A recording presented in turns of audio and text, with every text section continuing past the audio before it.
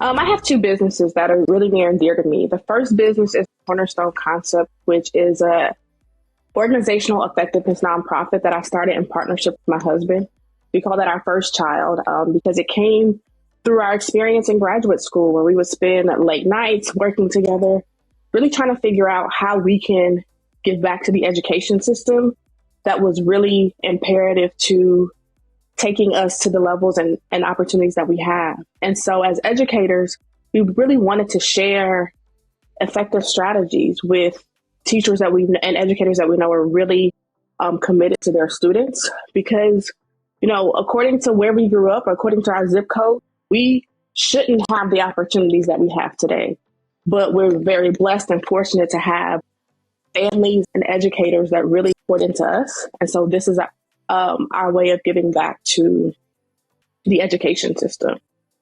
And then my second business, which is near and dear to my heart, is the Cornerstone Concept, which is a executive life coaching, consultancy that I have where I support high achieving professionals, particularly advanced degree earners, to really tap into who they are at the core, rediscover their purpose, rediscover why they are meant to be in this world, and use that purpose to leverage and expand not only their careers, but their entire life. And that came to me because I was in the same seat and situation as many of my clients. I was burnt out. I was overworked. I felt like I was an expert in the field that I was working in or trying to be, working hard and tirelessly to be an expert in my field. But the more I poured into my career, the more I lost touch with who I was at the core. And that was detrimental to my mental health. It made me frustrated in the work that was once a dream job. I was no longer feeling fulfilled and satisfied in that. And it took a toll on my personal life. Like when I came home stressed from work, then I was coming home stressed with, family and friends, and I was not, pleasant to be around.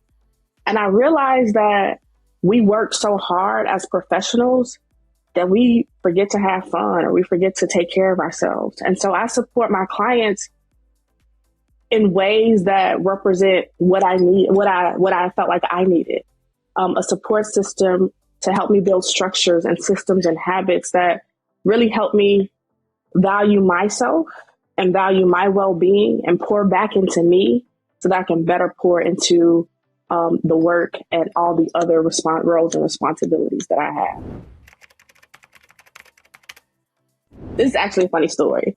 So the moment I received the award, I've been tracking the package because I knew that it was coming. I was super excited about it. But true transparent moment. I mean, and we're kind of facing this all over the country. We have porch pirates. So I've been really tracking to make sure that nobody stole my package off the porch because I was really excited about the award. My husband got the award in and I was like, or he brought it in and he didn't tell me. And he was like, so I got the tracking. I was like, oh, it came. And then he's like, no, there's not a package out there. And I'm like, what? Like, what do you mean? So I'm all frantic. And he waited, I think, until we were sitting at the dinner table and he pulled out this box. And then I pulled out the award and I was like, oh my goodness, it's beautiful. And he was like, I wanted you to have this surprise moment. And so I was, so that's what happened. That was what happened when I got the award. But when I think about what this award represents, I really was like, this is a representation of what it means when you show up fully, what it means when you really have faith in, or when I really had faith and exercise that faith and stretch that faith in knowing that by being a coach and by being a consultant that I was moving in the right direction, right? Before I became the Cornerstone coach and the co-founder of Foresight Strategy Solutions, I had a traditional 9-to-5. And that works for many people. I don't knock a 9-to-5 at all, but I felt that God had put something bigger on me to share my gifts in a different way. And I had to really take a few leaps of faith to do some uncomfortable things to really focus on these businesses. And this award I felt like God's wink of me saying, hey, you're on the right track. Keep believing in faith, keep having faith in what you're doing and the work that you're doing and trusting that you're making an impact. I felt like this was God's way of showing me that I'm making an impact in ways that are valuable to others and in alignment with my values. Well, by receiving this award, I'm grateful for I'm grateful for the recognition of being named one of the top 5 women's coaches of 2023. But I want to leverage this award by taking the opportunity to get in front of more women to talk about this is the power of what can happen when you're true to yourself. This is the power of anything is possible when you first believe that you can. I'm a firm believer in that. You can achieve any result or get any recognition that you desire when you are true to yourself and show up fully believing that you can do whatever it is that you set out to do. And so I'm going to use this award to get in front of more people, to talk to more women, to talk to more young women and older women at various points of, going through various points of lives or their career, to really just hope that I can inspire them to keep trusting in themselves, keep believing in themselves, keep remembering that they have a unique life purpose and don't do anything that is outside of showing up authentically and purposefully for you. Absolutely. So there are 2 big projects that I'm really working on that I'm super proud of. The first one is a self-paced workbook that is, I haven't finished the title yet, but it's really about healing through imposter syndrome. It's executives or advanced degree earners guide. But even in that book, I'm like, yes, that's typically who I work with, advanced degree earners, but anybody can use this book. But it's a workbook that really walks you through understanding how imposter syndrome shows up in your life and then learning to combat that so that you can take off that mask that you've been wearing of not showing up or not fully believing in yourself as the most purposeful and powerful and just authentic version of who you are.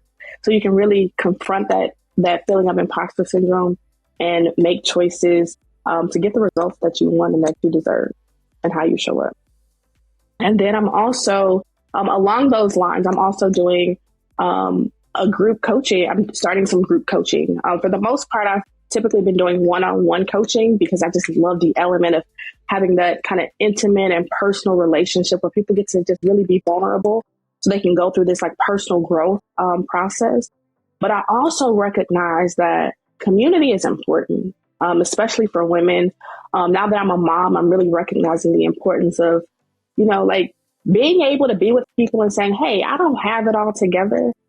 This is how I can support, or this is what I'm thinking, or this is where some of my fears are coming in.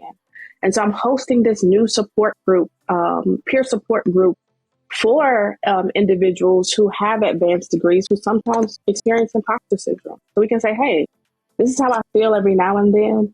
And how can we learn to heal through this process together? Absolutely. So if you're interested in learning more about myself, my own journey, and the work that I do, and interested in working with me, you can go to my website, www.thecornerstoneconcept.com, where you can learn about all of the things that I'm doing and book a call to talk with me. If you book a call at my website, I am going to be the person on the other end of that. We get to have a conversation. So, just share with me what's going on. What about my experience or my story or the stories of my clients resonate with you?